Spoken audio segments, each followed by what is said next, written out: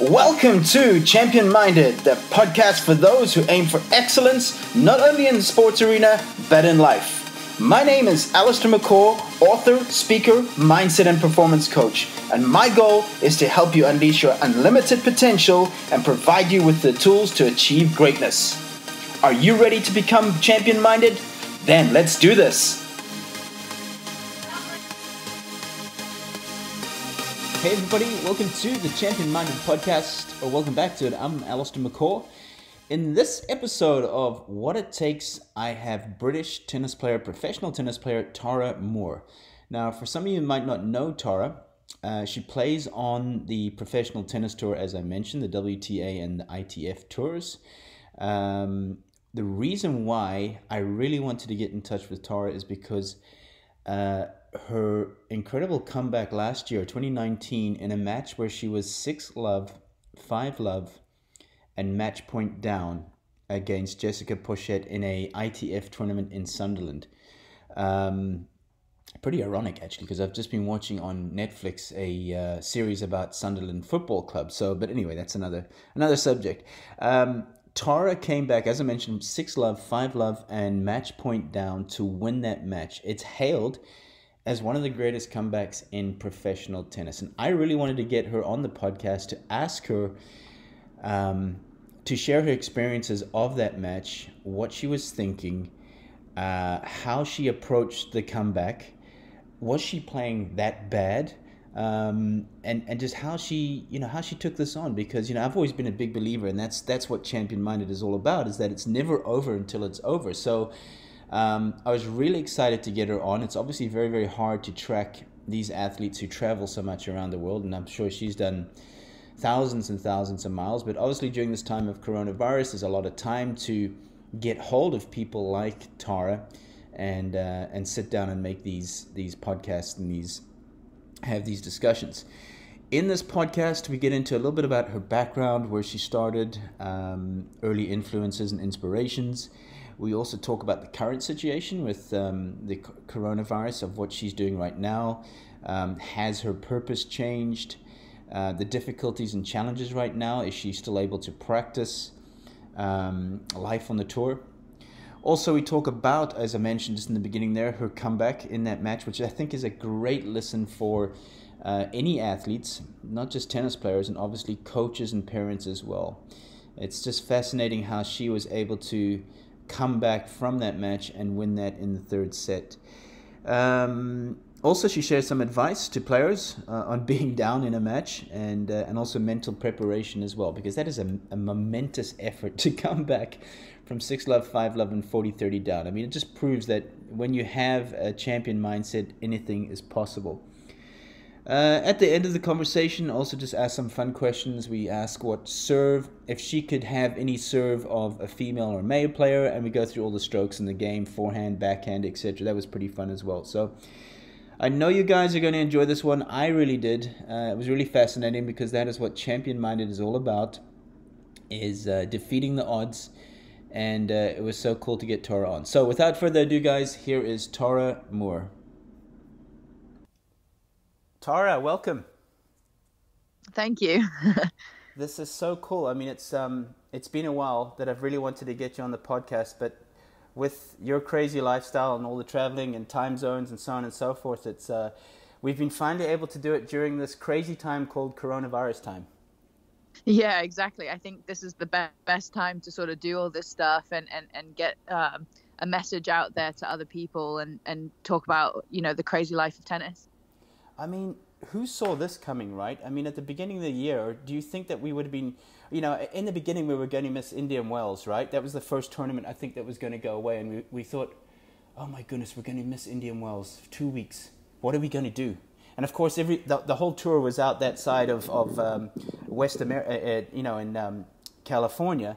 And then it started to, the momentum started to gain of more tournaments. And now I just see Wimbledon's been cancelled. Yeah, I think it's one of those things. The most important part is probably keeping everyone healthy, and obviously social distancing is the kind of thing to do to keep this virus at bay.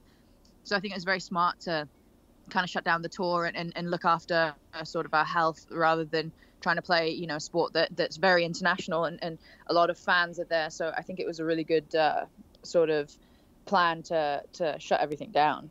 Now, let me ask you this. I mean, obviously you've been on the tour for a while, but how are you coping with this period right now? Because there is no definite start date or first tournament back. So how are you structuring your day? How are you, you know, they call it periodization in timing for training, but how are you dealing with this situation right now? Are you still training? To an extent, yeah. I'm doing sort of fitness. I was actually, I don't know, lucky or unlucky. I had a lot of shoulder issues sort of from last year, and I was having a lot of pain in my shoulder. I didn't really know what it was. So maybe old age, I don't know. But just, yeah, a lot of pain. And I had a couple injections, didn't really work out. And then, so I ended up having a scope on my shoulder. So it kind of coincided with this whole coronavirus thing. Obviously now it's all healed. But the first couple of weeks, it kind of helped out with me slowing down and not doing anything. It was good timing for me anyway. So I've just been recovering from that and trying to keep busy. You know, been talking to a lot of reporters recently about a lot of issues within tennis anyway. So this has been kind of a different time for me. You know, we don't really get much time on the tour whilst we're playing anyways to reflect and you know, have relaxing time with our family. So I think this is actually in some ways a blessing, and in some others obviously missing the tour and pretty free with most of my days. Sure.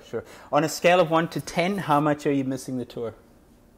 Oh, I mean, I'm missing a lot of it. I mean, I like traveling and I love playing and competing. I think it's hard for me to scale that just because I really am enjoying time at home. It is something that I don't get a lot of. I think being in one place, you know, I've been playing for God knows how many years now, over 10 years. So I think being in one place for more than a week is definitely a luxury for me. I know. I've started to look on, you know, I started to see on social media, obviously follow, you know, a few players, and not just in tennis, but in different sports. But I think a few of them are starting to go a little bit crazy now. You know, and it's fun as well. Some of the posts that people are doing, some of the challenges people are doing. I mean, it's starting to like be very, very interesting. But here's a question I wanted to actually start with you is, for a tennis player like yourself or a professional athlete, the game has always been a massive purpose for you, right? I mean, purpose is a big word of you know, why you do something. Without tennis right now, do you have another purpose, if that makes sense? Because, you know, everything in your life, obviously, you know, you probably started playing around the age of 6, 7? Yeah. And now you're what, 27, I think? Yes. So yeah. So 20 years of your life. That's a very long time. Yeah, exactly. So you've put in probably 40,000 hours, whatever it may be. But and I don't even want to go how many miles you've traveled. But you know, 20 years of your life has been the purpose of tennis. And now all of a sudden there's this break that we've never had before in sports. Yeah, you get a few weeks off in December. But is there a different purpose? Is there a different goal during this period? Yeah, I mean, I know a lot of tennis players are trying to complete their studies, trying to, you know, catch up with family and friends and stuff like that, which, I mean, from a distance, I hope. But, you know, for me, I'm actually trying to get a lot done on, like, bettering the tennis tour for, like, when we do actually come back. So I don't know if you've seen a lot of, like, newspaper articles about Sofia Shapatava as well. I've kind of teamed up with her, and we've been around for a really long time. So we're just trying to use this time where all these players are sitting around, not really doing much, not really having a purpose. We're trying to get everyone to unite and, you know, band together and bring in a different form of tennis. So instead of, like, tennis is a game where players are traveling around the world together. Obviously we're playing against each other, but we're doing the same thing. And we see that on the tour playing wise, but we don't see that off the court. We don't see players fighting for a better tour. So I think what we're trying to do in this moment of time is unite a lot of players to ask questions of the tour, ask questions to the ITF, ask questions to the WTA, ask questions to the ATP. You know, if this happens again, hopefully not, but, you know, what kind of foolproof things are put in place so that if this does happen again, what tennis players have to fall back on, because we're seeing right now that a lot of players have nothing to fall back on. They can't coach, they can't play tournaments, they can't play club matches, so we can't earn a living right now, and the tour unfortunately is unable to help. That's what they're saying, they're unable to help, and it's something that is really scary. You know, we spend so much time, so much effort in a job, this is our job, and we're unable to even have a pension or health benefits or stuff like that, which is, so that's kind of what my purpose is right now, and I'm just trying to, you know, bring in a different outlook to players, to fans, to coaches, to fitness trainers, just to see how we can better the tour when we do actually come back. Now, obviously, in the competitive game of tennis, and for that matter, any sport at the level you're at, which is professional level, as you mentioned there, you're all competitors. You're competing against a friend tomorrow, for example, in a if there was a tournament. But you're competing against people that I always call it the traveling circus. It's like you go from one city to the next with the same people. You're probably there's a good chance you're going to be on the same flight as your opponent. You're staying in the same hotel. You see them across from breakfast. So it's like a very weird dynamic. For example, you're not like you're traveling together, but you have to compete against them. But do you find this period has brought players together? Has there been players that maybe you wouldn't have spoken to in the past, or vice versa, and now you're all coming together for the greater good? Has there been a good response to it? I see a lot of players actually scared to speak up because they're scared that they'll have some sort of repercussions from the organizations that we are trying to speak up, not against, I wouldn't say against, but we're trying to ask questions to. I definitely think that there are players that I've spoken to a little bit more in this situation than I would have outside, but I think this is the only good that we can bring out of such a bad situation is if we were to unite and have one voice and really give a perspective to the tour, to tournament directors, like what the players are speaking about. You know, the WTA has a council of some sort, like with a couple players that are on it, but we don't really have, the tennis federations and organizations don't really have anyone to answer to. So right now, it goes both ways. They don't have anything to compare. They don't have any data that they're going back to saying, okay, players like this, players don't like this. This is working, this isn't working. As we saw with like the ITF changing the rules last year, which just went down like a rock. Wow. Yeah. So I think that's kind of the thing that we want to change and want to help moving forward. We don't want something like that to happen again because it made the players so unhappy. And why is that happening? It's because the ITF or the WTA or the ATP don't actually have any players' inputs. They're just trying to change the tour, but they don't know what to do. So yeah, I think a lot of players have come together because this situation is such a crazy, unpredictable time that players are actually scared, I think, for the first time. If there's tours going on, if there's tournaments going on, there's club matches, there's coaching, players can kind of get by. You know, if you don't earn money on the tour, you can go coach or play club matches, but there's nothing at the moment. So what is there to fall back on? There's no union, there's no accountability, and I think that's what has to change. It's funny you should say that because here in the United States, obviously, now I don't want to get too political and so on and so forth. I don't know enough about these things. However, for small businesses and people that are one man businesses like myself, for example, is that there's a support now for small businesses, which keeps businesses running so that the economy can keep running, for example. So there's a support for us as well, and it's just fascinating that like I said, I don't want to get too political. I don't know enough about things, but there's just no support for players that like yourself and let's call it top 500, 600 players, whatever it may be, who form a big part of the tour are not getting support. Now, I don't know if you know of this, but there's probably some players that were maybe, I don't know, towards the end of their career or whatever, where they just decided, okay, this has been the hammer. Right. Now, this is the hammer. I can't go on any further. I can't, I can't support another 3 months, 6 months with absolutely nothing coming in. And they've just said, okay, that's it. Does that sound familiar to?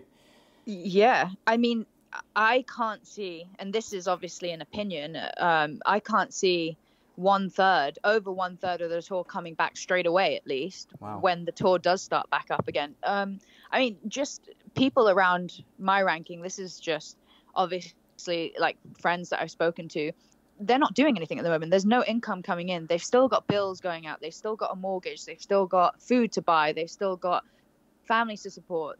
You know, this is what we have, normal needs too. And there's no income coming in, obviously. So when life does go back to normal again and we can travel and go play tournaments, how is it going to be possible for a player who's just spent money these last months to you know, go back out and go pay however much to have a coach travel with them or coach train them even, and just go to a tournament? That's a lot of money. And well, there you go. There you go. The ripple effect of what you just said now. Okay, so players can't pay coaches. And so there's such a ripple effect, and obviously a trainer, if you have that, is an absolute luxury. You know, even some players who obviously maybe don't travel with trainers, which is probably outside top 50 or thereabouts. You know, even their trainers that are back home or whatever, they can't afford to pay their bills, so they're just going to have to do the fitness themselves. So there's such a ripple effect. Yeah, for sure. I think I'm obviously in touch with a couple of coaches too. I can't speak from that perspective from personal experience, obviously, but I definitely know a lot of coaches are kind of sitting there going, what's happening? What do we do?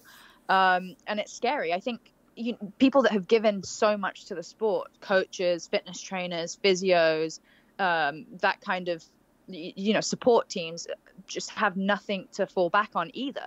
And again, it's something to say that people like this who have given so much to the sport need to have benefits, need to have healthcare. They just need to have something in place to at least aid them when tennis is, you know, tennis isn't forever, unfortunately. You can't coach and travel forever, which a lot of people would love to do, play forever, you know, but your body unfortunately won't allow that unless you're Federer. So but most people aren't, and when you're 30, so what are you going to do? Exactly. Isn't it ironic that Roger decides to take off a few months to have an operation, and then 2 weeks later the tour shuts down? I mean, yeah, he must have known something. Not bad timing, right? Yeah, pretty good timing, that's for sure. All right, awesome. No, good. Tell me, at what number would you say players are secure in terms of ranking of you know, being financially okay right now? You know, where they're not really concerned about the next 6 months, for example. Where would that like ranking be, for example? You know, who makes enough money to be okay for a year and not have to worry about it? Where's that breaking point? I think, you know, it's very dependent on each individual player. If I was to go kind of a general perspective, I would have to say probably top 100. That's where, you know, they have savings to fall back on. They have sponsors to kind of fall back on, at least.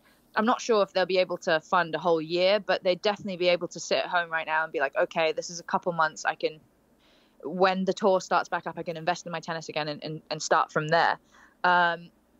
Obviously, there are different circumstances. There are some people who are top 100 who haven't been top 100 for very long, and they don't have as much savings as some other players. So I think this is a time for, regardless of your rankings, regardless of your savings, for players to unite and come forward with a plan.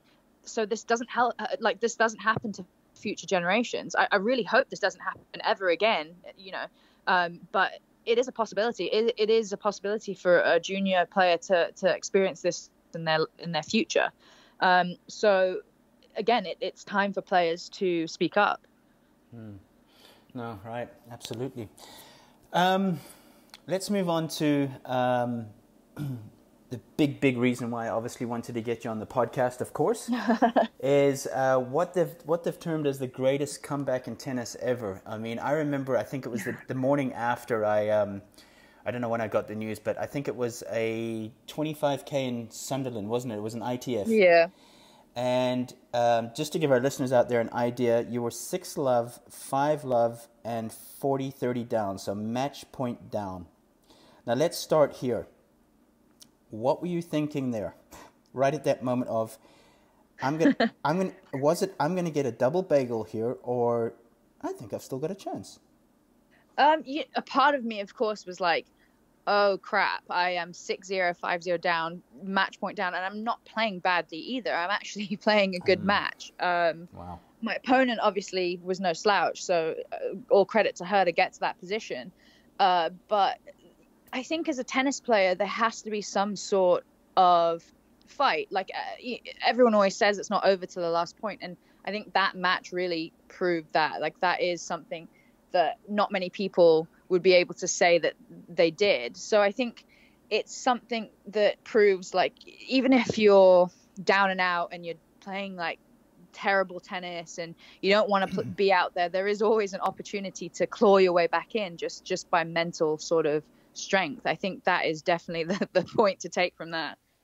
Now, this is interesting because you just said there, I wasn't playing bad, so you obviously put things into perspective. But during the match, were you thinking about that? Thinking, you know what, I'm not playing that bad, so it's not a shame to lose like this. Or were you fighting with yourself? Were you struggling with yourself? Were you, you just find games are just slipping away. It's going 2-0, 3-0, 4-0. Take us through that, for example. Were you fighting every game, or were you going through your own personal struggles? No, I think it was, it was the first round. So obviously, first matches in a tournament are always kind of like you have to feel your way in them. But I really wasn't feeling bad or playing bad. Like I played some good points. I don't know if you even saw the match point. Like that point was a very well constructed point, and she was getting everything back. I was kind of throwing the kitchen sink at her, and she just was getting everything back. So obviously, I was a bit fortunate with the board on the overhead on match point, if I remember correctly. But yeah, it was a bit of luck because I was working the whole entire match. I wasn't tanking. I wasn't giving up. I was there the whole entire match. So I think when I did start to win 1 or 2 points here and there, it got in her head a little bit because the whole match I wasn't just throwing points away. So she knew that she had to win every single point. I wasn't just going to give it to her.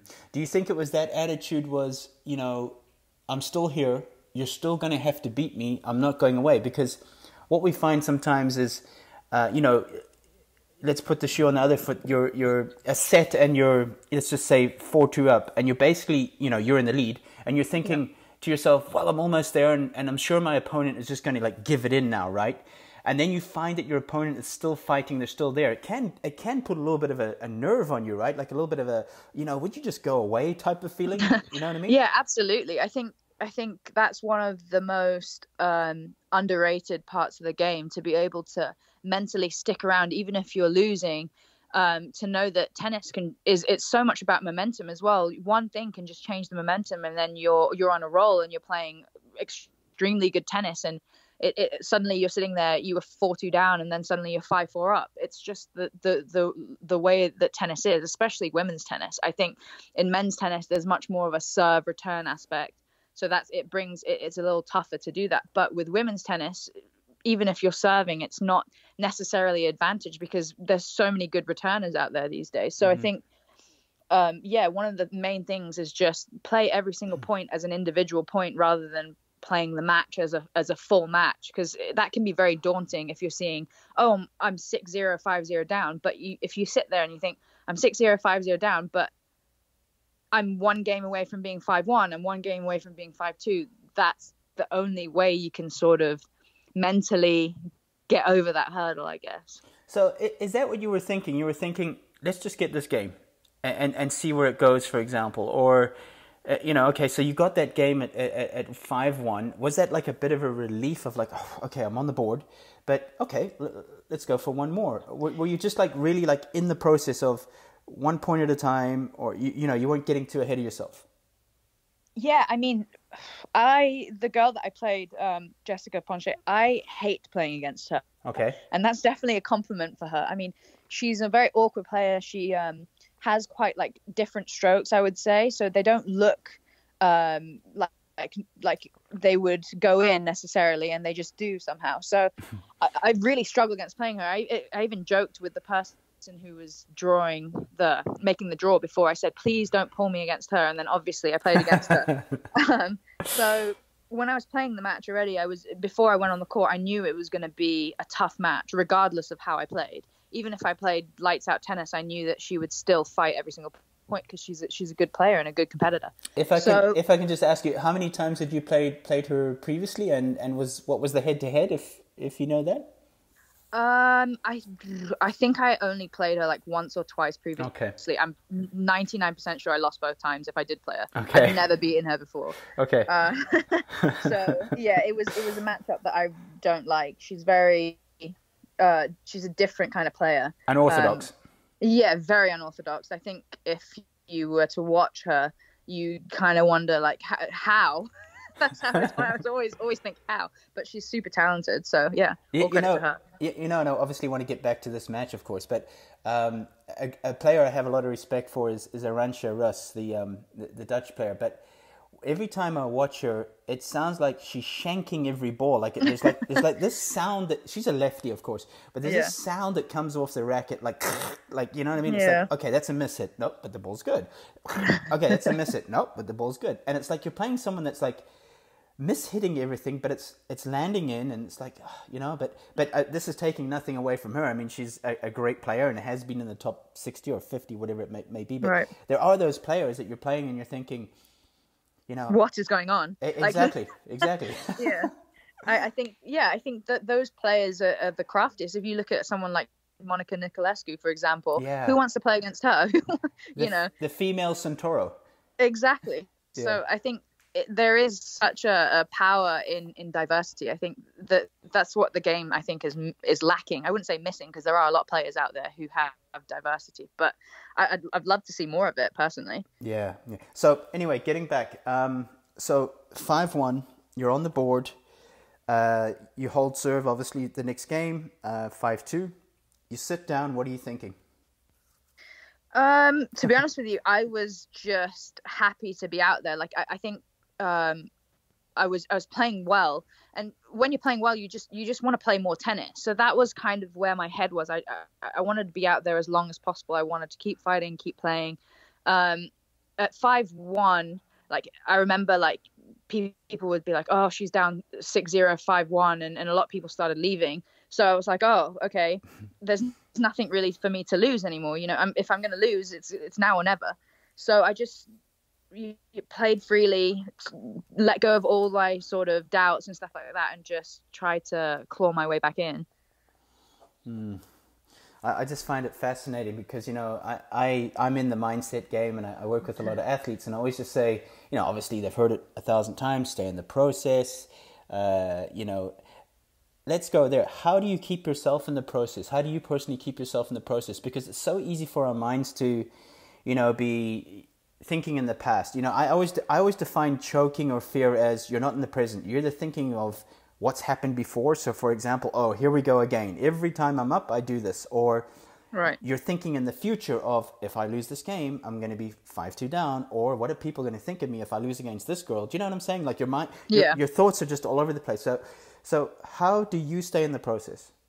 Well, to be honest with you, like the last couple of years, I would say 2017 and 18, I really struggled with anxiety. I had anxiety attacks almost every single match that I stepped on the court. I couldn't breathe for a lot of them. And I was having a lot of trouble focusing on just the process. I couldn't. I really tried. I was saying, okay, I got to breathe better. I've got to visualize stuff. And it just wouldn't happen for me. So when this was happening, it was nothing new. It happened so many times. I'd lost so many matches the years before, 6-1, 6-0, 6-0, 6-0.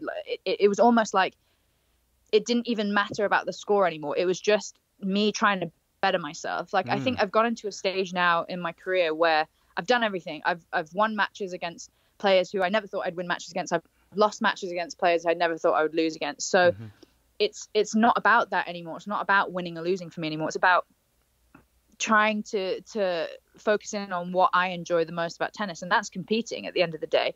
And maybe I might play terrible tennis sometimes, and people might say that I can play really well or I can play really badly. But for me, it's not about that anymore. It's about what I can do on the day. So if I only have 10% of my game on the day, I'll try and leave all that 10% out on the court. It may not be enough, but attitude. That's all you can do. That's a great attitude. I mean, you mentioned there 2017. Is that where it changed for you, or would you say even like right now in this period where you're away from the game, you've had a chance to like look from the outside in and go, okay, when I get back, I'm not going to be this kind of person, or I'm not going to be, you just spoke about there the key words, playing freely, playing more loose, not worrying about the score. I mean, obviously it's easier said than done. You know how coaches go, Tori, oh, don't worry about the score. It doesn't matter if you lose as long as you play well. And it's like, no, it does matter. Yeah. Yeah, right? I think, it's one of those things that I've dealt with maybe more than a lot of other players. I've always been someone that everyone says, Tara, you're so talented. Tara, you're so gifted. You should be here. You should be doing this. There's so many expectations for you. And I've been called a lot of things in my life, but one of the things I've always been called is lazy, which I've always had a problem with, because some people might look at my game and be like, oh, she's lazy with her footwork. She doesn't work hard enough, stuff like that. But I'm just I try to be as relaxed as possible. And the years of 2017, 2018, the only thing that I changed was try to be more intense. So I try to take all that on board and say, okay, people are saying that I'm lazy with my footwork. I'm going to try to be more intense. Mm-hmm. And it ended up making me mentally very anxious. Mm-hmm. So I think the one thing that I can say is that tennis is very much, if you're happy, you'll play well. If you're not happy, you won't play well. It will come out on the court, and your unhappiness will for sure show through. So you have to find things that make you happy. You can't take on board such negative comments, because it will show on your court, especially women. I think with women mentally, they're more sensitive. Men can kind of put stuff to a side and go, okay, tennis is tennis. But for me, as a female anyways, I know that I take all my emotions and put them on court. Well, you see, let me come in there, because obviously I work with a lot of male athletes as well, and is that right? They feel the same, when you get criticized or whatever, it hurts. I mean, no matter who you are, you're human. It doesn't matter if you're a professional athlete or you're, the person that lives next door, for example. But men type of put it away, but don't deal with it. Women deal with emotions better, as we're men type of put it away, but it's still underlying there, and it stays there, and it stays there, and it almost becomes like a chip on the shoulder type of thing as well. Right. But I want to read out to you a tweet I put out an hour ago, and it had nothing to do with this conversation at all. But I said here, why are you so concerned about the opinion of one person or a few people when there are 7.5 billion people on this earth? Not everyone will understand your journey, but then again, not everyone needs to. Now, obviously, you're a professional athlete. You're in the spotlight. I've had it as well, where I've worked with players like Dockage, Tomic, a few of these type of players who've been criticized in the public. And then I'm thinking, hold on a second. These people have achieved way more than 99.5% of the people on this globe, like you have as well. I mean, do people understand what it takes to be top 1,000 in the world in a sport where there's 7.5 billion people? In fact, a player I was working with just a few months ago, I was in Bangkok, Thailand, working with off-season with a few guys. And, I said to him, I'm not going to mention his name, but I said, do you realize how good you are? He was struggling with a little confidence. I said, you are in the top 200 in the world. Do you realize how good that is? And he said to me, no, I didn't really look at it that way, to be honest. And I said, listen, don't be satisfied with it, but just stop for a minute and go, wow. I mean, that's not appreciate it, right? That's not a bad effort. But so many people, and of course, when I worked with Bernie as well, and obviously Bernie's got his issues, like we all do. Right. But hey, the guy's achieved way more than my neighbor. I hope my neighbor doesn't listen to this, but but you know what I'm saying? I mean, it's so easy to sit on your couch and criticize everybody else that you're lazy, you're this, you're that, and it's like, hold on a second, what have you exactly done? Yeah, I mean, the only thing that I can add to that is when I was 150 in the world, I was traveling to a tournament, and I got into a taxi, and the taxi driver started to speak to me. He's like, "Oh, where are you going?" And I think I can't remember where I was going, somewhere in Asia or something like that. And I was like, "Oh, yeah, I'm going somewhere in Asia." He's like, "Oh, for business or pleasure?" And I was like, "Yeah, business." He's like, "Oh, what are you doing out there?" And I said, "Yeah, I play tennis." And he's like, "Oh, professionally?" And I said, "Yeah, that's like how." That's why I travel the world so much. That's why I've probably seen you a couple of times in a taxi. He's like, yeah, I've seen you travel quite a lot. Okay. He's like, so what's your ranking? And I was like, I'm about 150 in the world, and I don't expect someone to be like, oh my God, amazing. I just expect someone to be like, oh yeah, cool. But he kind of turned around, he was like, so how long have you been playing the sport? And I said, I've started probably when I'm 7, so maybe 16, 17 years. And he was like, you're only 150 in the world. Why aren't you top 10? Why aren't you winning Grand Slams? Why haven't you played against Serena? Like, you know. And I was just sitting there, and I was just thinking, I could just quietly not say anything, but I think I was angry because it was like 6 a.m. So I turned around and said, are you the 150th best taxi driver in the world? And he was like, oh, well, I don't know. And I was like, probably not. Let's be honest. Like, let's be real here. You probably aren't the 150th best taxi driver in the world. I don't come to you and say, how are you not number one taxi driver in the world? And I just think so many people see the glory. They see people winning Grand Slams, and they see people earning loads of money, traveling to lovely, luxurious places, and they don't recognize how hard even the players who are 800, 900 in the world are working. Massive. Like, people that work a job, I completely understand. You're at a desk, you're doing that job, you're putting 8-9 hours into a desk job. As a tennis player, if we put 8-9 hours as a tennis player, we have to focus for all of that 8-9 hours. If you're at a desk, you can kind of space out, you can kind of, put off work until later. You're on a time deadline. With tennis, you're on your own deadline. Yeah, you're accountable to yourself. That's so funny you should say that, because I was reading, I don't know if it was in Newsweek or something, that because of obviously now most people are at home working, and now they're thinking of changing the system is that people are more productive at home than they are in the office. Right. I know I'm going off the subject here, but it was fascinating to think that the world would.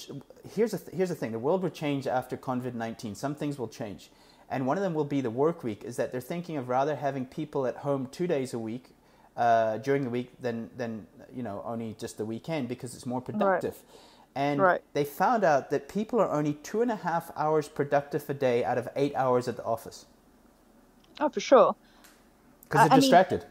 Yeah, for sure. If, as a tennis player, out of let's say I train for 7 hours a day, if I was only focused for 2 of those hours, I would not be able to hit a tennis ball. That's the reality of it. I think, and it's such a niche sport where it's not just mindless hitting. You can't just. It's not like you can just go out and hit 1,000 balls and you'll be amazing. It's not like that. You have to put in effort into every single ball you hit, because what's happening a lot now with young kids, that their parents or coaches are saying, repetition, you have to hit 2,000, 3,000 balls. Like, coaches are even catching on to the fact that that's not the way to train anymore. No. The way to train is again, it's quality over quantity. You have to train every single time that it means something. It can't just be mindless hitting anymore. And I think that's where a lot of people don't understand how difficult it is. I think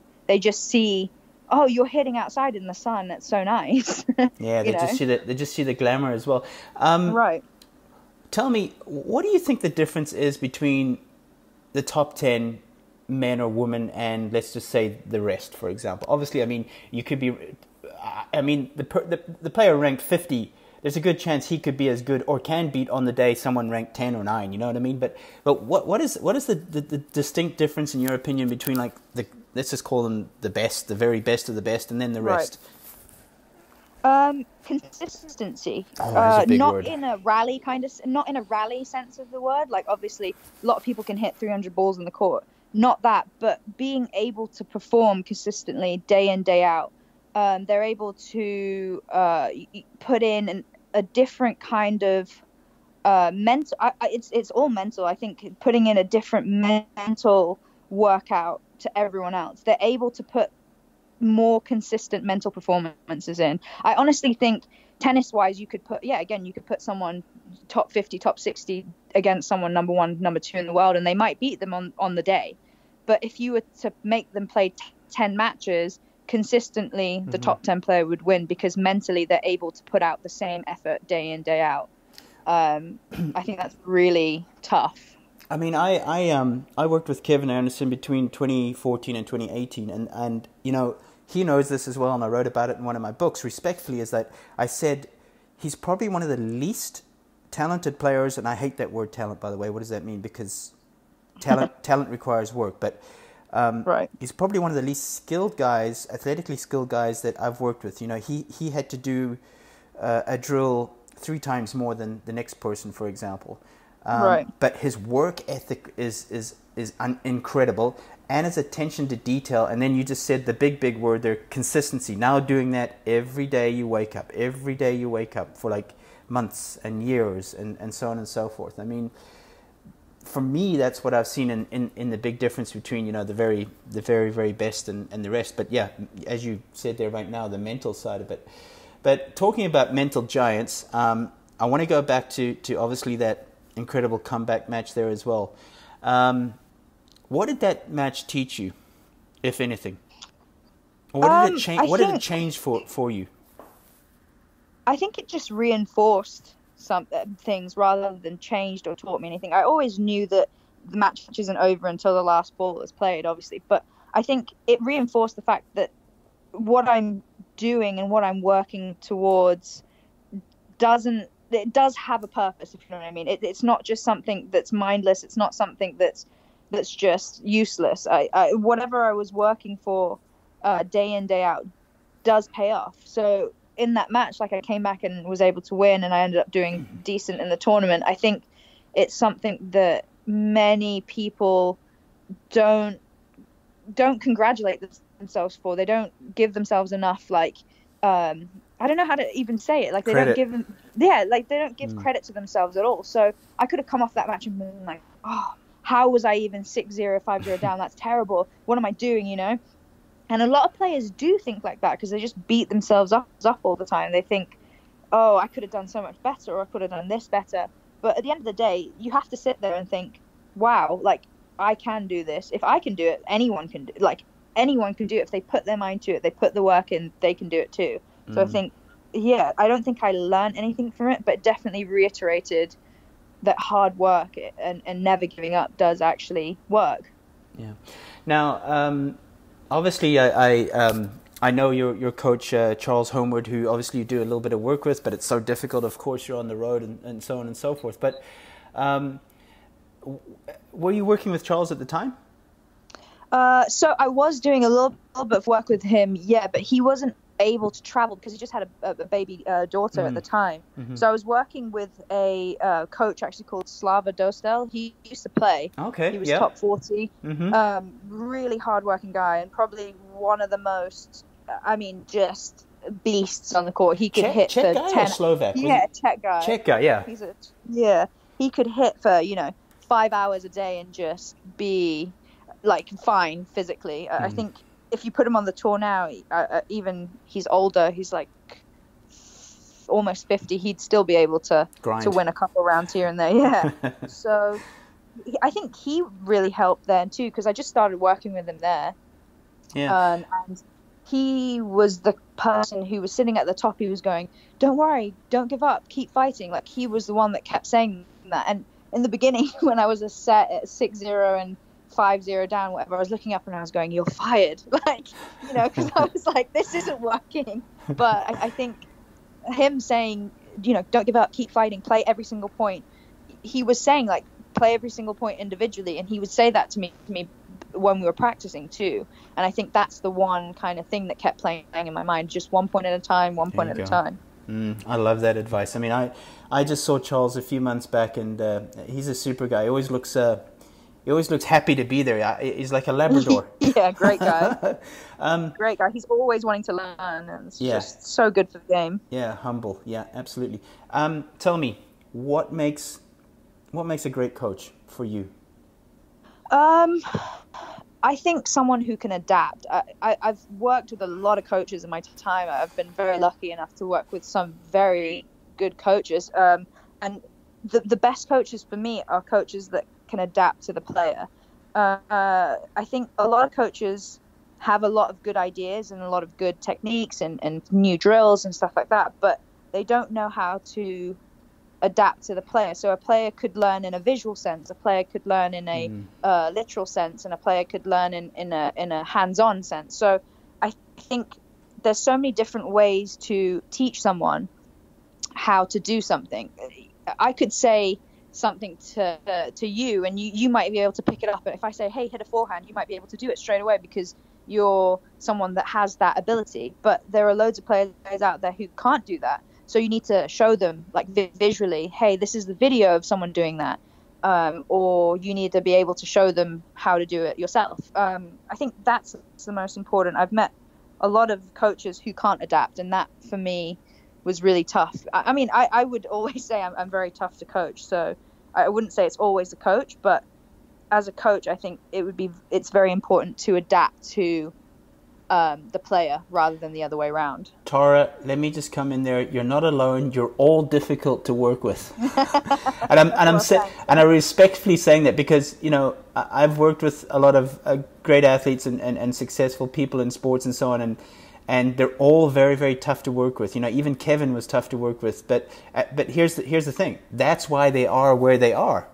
It's because when you're chasing excellence, when you're in the top 1,000 in the world, which is 0.1% it is, of course you're going to be driving high standards, and you're going to question things, and you're going to, what some people might see as being difficult or she's hard to work with. Like Kevin, for example, I would not have been able to work with Kevin 10 years ago even, because he questions everything. He wants to know why. He wants to know stats. He wants video evidence of what you're talking about. Right.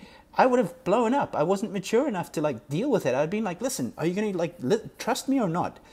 Yeah. He made me a better performance coach and a better trainer because he challenged me. Before I said anything, I had to think, I better have backup on this. Right. And I think that's again, it's in the coach, it's in the person.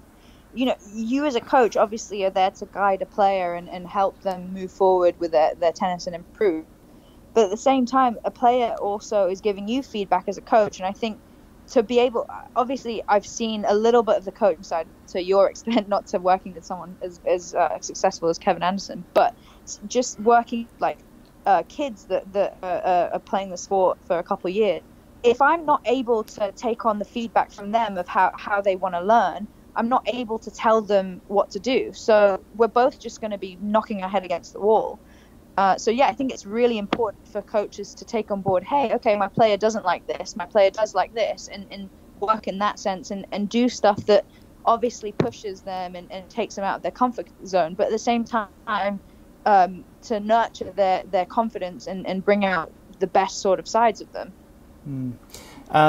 When all's said and done and you hang up the racket, which I'm sure you won't because tennis is a game for life, but any thoughts of becoming a coach? I think for me, I like the aspect of coaching. Yeah, I think it's something that I could get into. I do enjoy watching the growth of players and everything like that. I'm not sure it's something I would do as a profession, just because I can't see myself doing that right now. It's not my path at the moment. But I really respect coaches because I think they've definitely got a very hard job, that's for sure. So maybe one day, yeah. Yeah, sure. Okay, excellent. Some advice to younger players. They're in a match where they're down.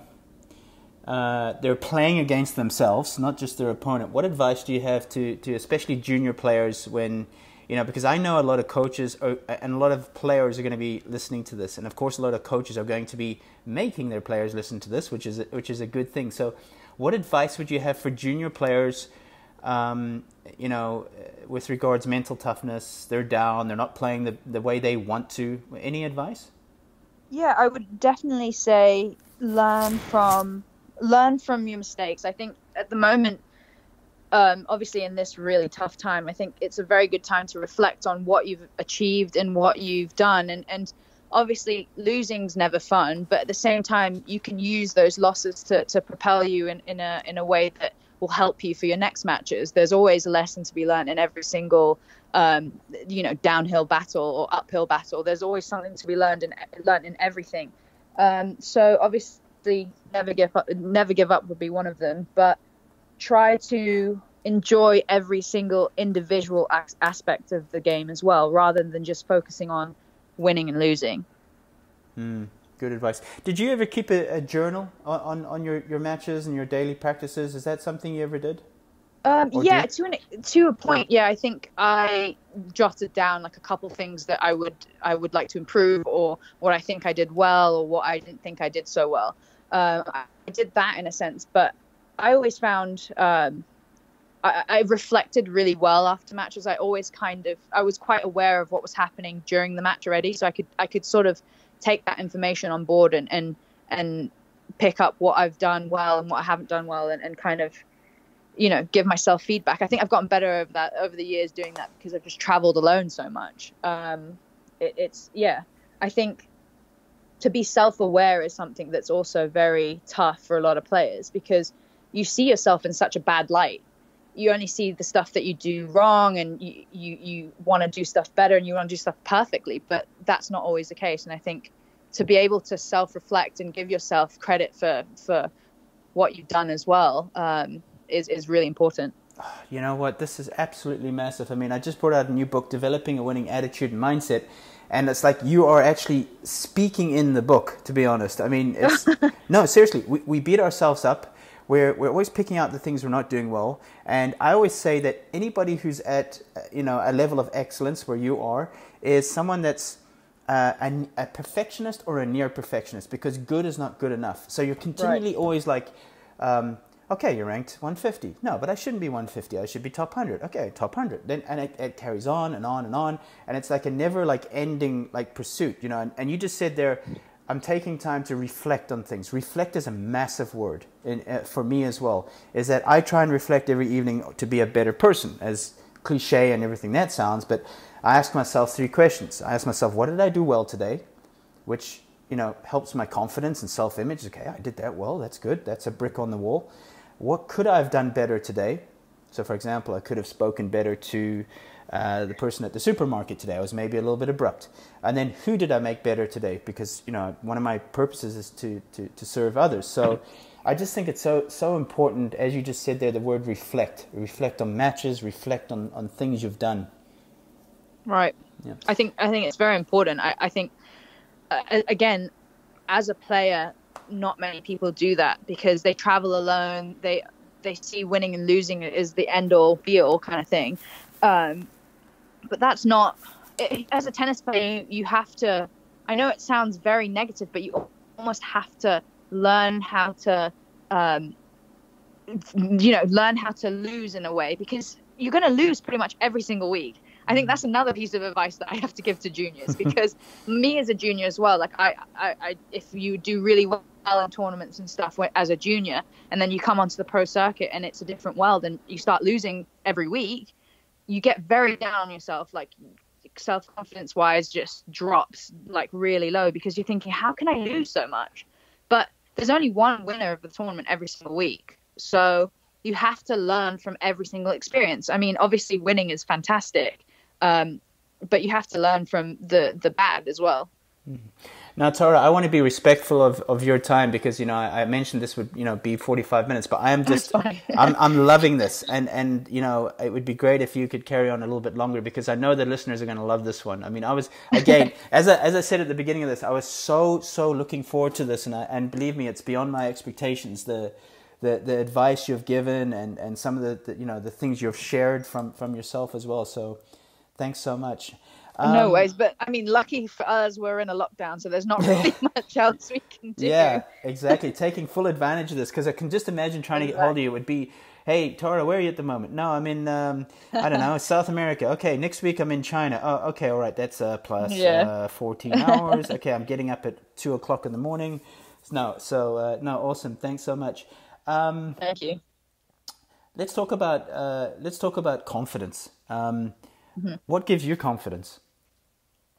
Over the years of playing, like I was always a player who very much gathered confidence from winning and losing. I think this is something that a lot of players do. Losing. They look at So if I would lose a match, but I would play really, really well, I would still be like, okay, that brings confidence to me as well. I think over time, what I've kind of try to do more rather than looking at a result is to look at, like, set little goals. So every match that I play now, I set a little goal. Okay, my backhand wasn't feeling great. You know, I'm just giving an example here, but my backhand wasn't feeling great last match I played. So this time I want to be able to, I don't know, hit 10 backhand winners, just something silly like that. So you just give yourself little gains and little goals to achieve whilst you're playing the match to also keep your brain, you know, kind of engaged with the game, rather than it just being, oh, I've got to serve I've got to serve an ace, I've got to hit, you know, 25 winners here, I've got to make every single ball. It gets tough. So if you can set little goals, I've got to come to the net 10 times in this match, or if you're trying to improve your net game, or I need to improve my slice, so I need to try and slice a little bit more here. Set little games, so if you achieve them, you are winning in a sense in your head, and you're gaining confidence from that. I think that's important. Excellent. I love that advice. All right, so let's get on to this one. Fun questions. All right, so let's start with the women's tour. You have to choose a player of whose stroke you'd like. So let's start with the serve of. Ooh, I mean, if I'm not answering Serena for all of these questions, I think for the serve, for sure, Serena, she can hit a penny. If you put a penny on the court, she could hit it. So I think on the serve, for sure, Serena. Backhand of. Backhand, maybe Halep. I really like her backhand. She's super consistent with it too. Forehand of. Forehand of. Can I keep my own forehand? I quite like my forehand. Absolutely, of course. Yeah, I'll definitely keep my own forehand. Now that's what I call confidence. I like that. Now that's what I call confidence. Quick one. Can your strength become your weakness? Can it become your enemy? Of course. I think if you rely on it too much, and I think if you're unwilling to strengthen everything around your strength to make it not just a weapon, but to sort of like to, I don't know how to say it, to not just be too reliant on something. I think some stages where I think, oh, my forehand's amazing and I don't do anything on my backhand. Someone hits a ball to my backhand and I'm hitting it in the bottom of the net. It's not going to be very useful for my forehand, is it? Yeah. So yeah, I think you have to be able to use everything else as well as, and it's kind of like the cherry on top is what your strength should be. You know, it's funny. I worked with a coach a few years back who worked with a few really great players, Rosetsky and so on and so forth. And he always, his philosophy was go after your opponent's strength and break it down. Because the opponent would be expecting you to go to their weakness. So let's just say your weakness was your backhand. You know, they'd pretty much be leaning to that side. You know what I mean? Like every ball, like, okay, it's going to be coming to my backhand, because you know, after a while on the tour, as you know, you get to know everybody. You know, you're not really able to hide things anymore. Everybody knows your strengths. Everybody knows your weaknesses. Or they'll just ask somebody else, hey, have you played her? Yeah, she's this and this. So there's no secrets anymore. But his philosophy was always break down the strengths, because then you take away their confidence. It was a very interesting approach. Getting back, volley of. Ooh, the volley of. Does it have to be female players? We're going to go to male, we're going to go to male after this, but it can be doubles as well. So it's just anybody on the tour, female tour. I don't know. I haven't really seen like that many females like in singles, anyways, like come to the net and like rush the net. I mean, I guess Martina Navratilova, she's had great volleys. So probably her. Okay. I'm thinking modern day. I'm thinking... Who was I thinking? Just gone blank. That's happened. Barty? Yeah, I like Ash Barty's game. I like the all-round game of her. I really do. I mean, she's got everything there. She slices. She can hit a heavy ball. She can hit a flat ball. She's got so much variation. Yeah, for sure. Yeah, I love how she plays. All right, last one on there. No, actually two more. The physical of the athleticism. I think someone's like Sloane Stephens. I feel like she really tries to run after every single ball. I really like that. And the mindset of. Mindset. again, Serena. I mean, she literally walks on the court and she wants to win every single point, and she fights for every single point. I like that. I really respect that. Let me ask you this, and I've been asked this by a few people. But I said, listen, I haven't played her, so I wouldn't know. But does she already have this aura that before she's on the court, she's like, halfway beaten you? Is that a perception of players that? For sure. I think that's what happens like when an you intimidation. become great at the tennis. Yeah. I mean, it's a presence as well. I think there's not very many players who has that. That's something that's special. I think she's had that even before she was a multi Grand Slam champion. I think she has that presence. It's a belief though. It's a self-belief. If you can see that Serena believes that she's going to win every single match before she steps on the court, I think that's something that's invaluable. I mean, she's made some awesome comebacks, but I don't think she's done what you've done, Tara. I think you can hold that. I mean, I don't know if I can hold that. She plays a lot. She plays a lot more top 10 players than I do. That's for sure. Yeah, no, but still, I mean, the level you're at. I mean, you've played Grand Slams and so on. So it's. I just have to say this again. The level of a top 1,000 athlete in even college is just phenomenal. And I'm not just talking about tennis. I mean, I've done a little bit of work with a few golfers as well, and just. I always say this: if you were to go to the driving range and you did, or if you were to go to the tennis courts, okay, and you were to have the top 100 players there, and you didn't know who number 1 was, and you didn't know who number 100 was, I take you a bet you wouldn't be able to say, oh, that's number 1, that's number 100. You would not know, because they've all got the skills. I mean, I'm talking about like even the top 500. Yeah. They've all got the skills. They can all play. I'm sure you've beaten some players that in practice, or I've seen it in girls in practice beat top 10 players that are ranked 400 or 500. And that can happen. Yeah. They can play. Sure. That's the best part of tennis, I think, or any sport is that you haven't lost the match just because of your ranking or where you are or anything like that. You can go onto the court and have all even grounds to go out there and put your best game out there and beat some of the best players in the world. I think that's the most exciting part of tennis. That's why people watch it, because every match is a different story. You could, again, like I said, you could play someone top 10 the day before and beat them, and then the next day you play someone 300 in the world and lose to them, because it's not just about you. There's other people on the side of the court, unfortunately or fortunately. So I think it's just playing against yourself. I think that's the only thing that you can do, because if you look across the net and keep looking towards what other people are doing, it's going to be very hard to play your best tennis. Yeah, it's a game of controllables and uncontrollables, isn't it? I mean, you just said there that, you had that great win, and then you just play somebody that just, their game just doesn't match up to you. It's for example, there's players that they have that bogey player that they just right. hate to play against. You know what I mean? It's like, you're ranked in the top 10, but you just hate to play that guy or that girl that's wherever they're ranked. It doesn't matter what they're ranked, but you just have this thing against them. I always remember it was Pete Sampras, of course, and I think he beat obviously pretty much everybody at the time, but there was a player called Wayne Ferreira who was a South African player. And, I remember him, yeah. And Wayne was Pete's, like, that guy, you know what I mean? Yeah. Like, could not stand playing against Wayne. It was just that one player, So right. Anyway, let's get on to the men's side. Serve of. Pete Sampras. Speaking of him, I would have Pete Sampras as serve.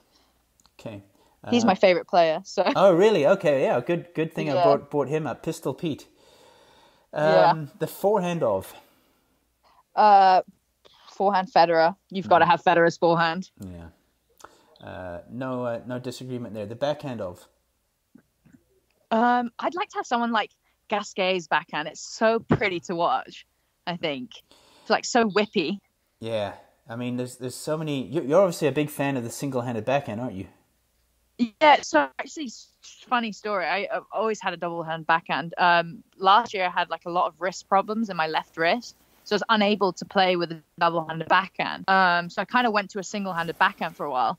And everyone was like joking with me. They were like, you should just have a single-handed backhand. So I've kind of gotten to that stage now where, I mean, I slice everything mostly anyway, so it doesn't really matter. Well, at least you have options. You have like, double-handed and single-handed. You can do everything. So that's not a bad thing. The volley of. Volley of. I mean, I've got to say Sampras for that too. Yeah, or maybe one of the Bryan brothers volleys. Their volleys are pretty good too. Yeah, probably the Bryan brothers to give it a little bit of a variety. Yeah, fascinating. You know, one of them, I can't remember which one, but would practice with Kevin quite a bit here in Delray Beach, and I always watched his movement on the volley. Have you ever seen that? So he'll have a wide base, and he basically hops forward and back all the time. Yeah, I men's doubles is just insane. Like every time I watch men's doubles, I can't even see the ball half the time. Yeah. It's so fast. Like their hands, like, are just unbelievable. It's some of the stuff that they do. I think, for me personally, I'd much rather watch doubles than singles as a tennis player. Yeah, well, as we know, I mean, we see even tournaments like Indian Wells and these type of tournaments where doubles sometimes gets more crowd than the singles do. Yeah, I mean, they just at love the their ITF dubs. level. Yeah, at the ITF level, like every time we're playing at a country club or something, the doubles matches get more crowd. It draws in a bigger crowd than singles matches, unless there's obviously bigger names playing in them. Yeah, because it relates to them, right? Because most of the leagues Right. are doubles and so on, so it relates to them quite a lot.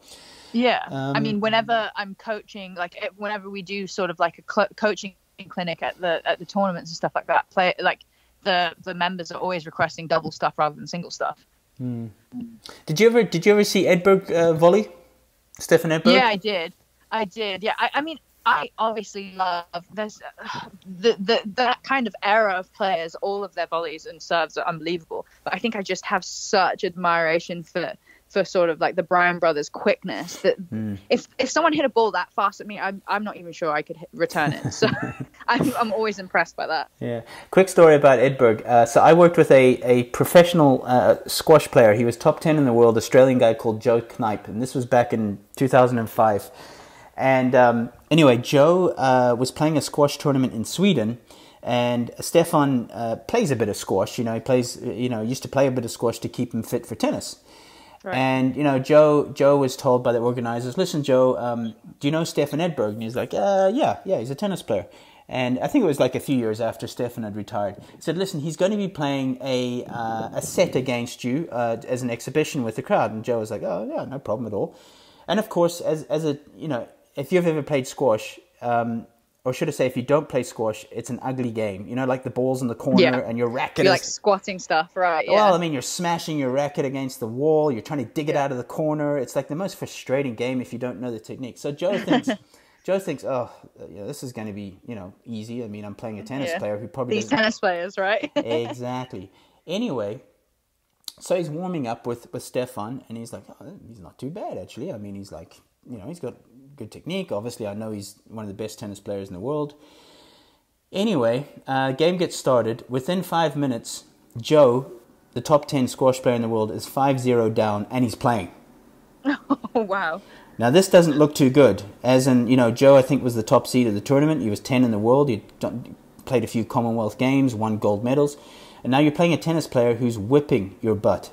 Right. And he said, Stefan didn't let anything get past him as into the back wall. He volleyed everything. So he was taking everything like on the volley.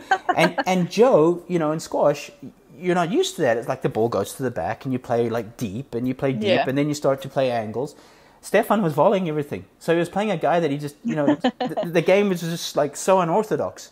Right. So exactly that kind of variation of the game again. Yeah, long story short, Joe obviously had to dig deep. He won in the end, like 11-9 or 11-8, but he was like, okay, new respect for how this guy volleys and how good he is.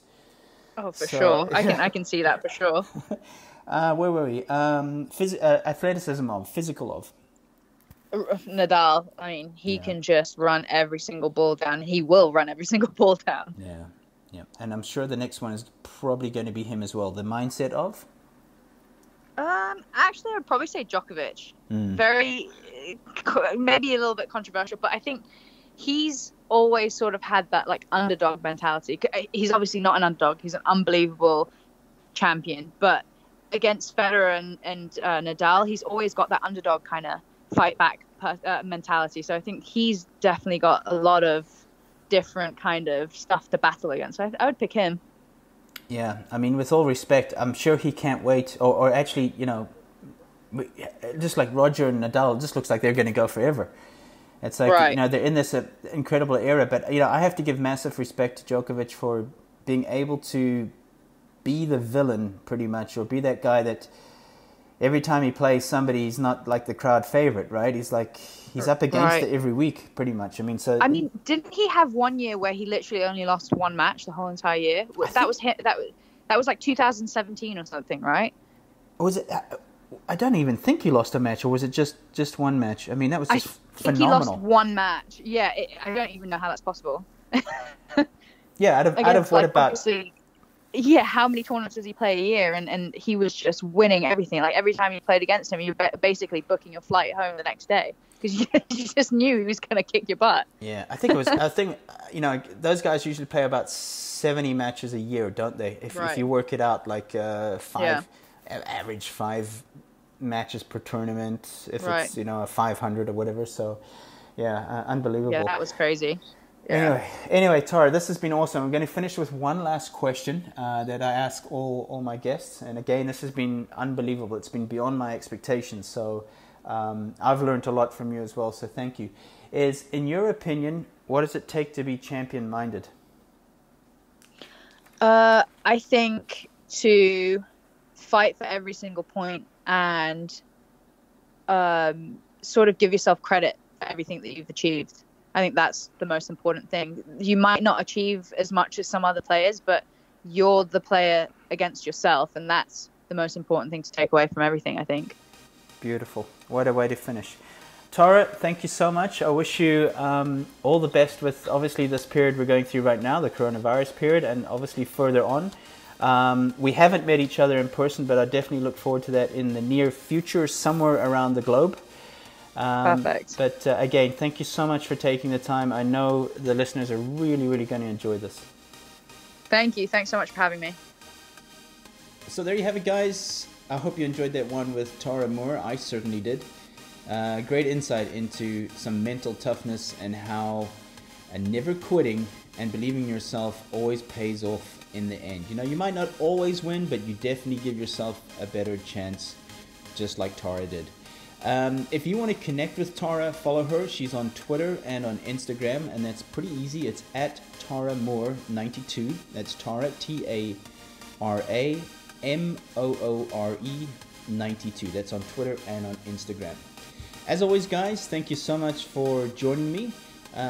Connect with me on social media, on Twitter at Allistair McCall, on Facebook, Allistair McCall page, and on Instagram, Be Champion Minded. As always, I appreciate all your reviews and your ratings on YouTube as well as on iTunes. So, as always, remember you were made for greatness. Now go do the work. Stay champion-minded.